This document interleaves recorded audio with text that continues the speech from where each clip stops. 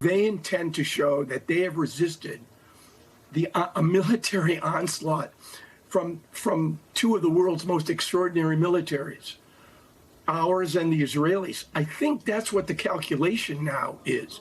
Regime preservation. Could you get a more pragmatic figure presiding over this regime? Sure.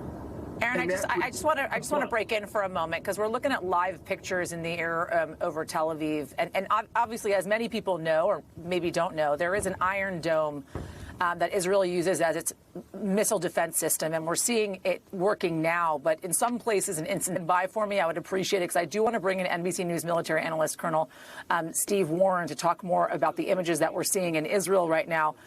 Colonel, if you would walk us through kind of how this Iron Dome works for Israel and the times in which it doesn't, because I think that is what we're seeing on our screens right now.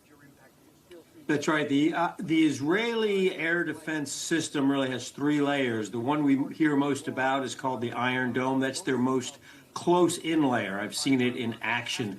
It's often used for sort of the least sophisticated missiles that come in from Hezbollah or even Hamas. The next two layers are David's Sling and the Arrow system, and these are increasingly more sophisticated systems that can shoot down increasingly sophisticated missiles that come in. So we're not sure what was used on this inbound missile, but it certainly appears that this one came through. In the military, when we're talking about air defense, we often talk, we use a phrase called leakers. In other words, something leaked through our defense system. And that's what this appears to be. Impossible to know for sure until we see what actually happened on the ground. But the speed, trajectory, and impact of this that we're seeing on TV now appears to be what we would classify as a leaker. So something that just got through, either the missile that the Israelis fired to try to knock down this inbound missile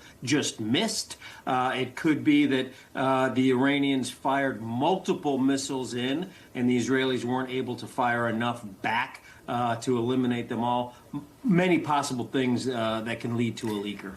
We thank you for watching, and remember, stay updated on breaking news and top stories on the NBC News app or watch live on our YouTube channel.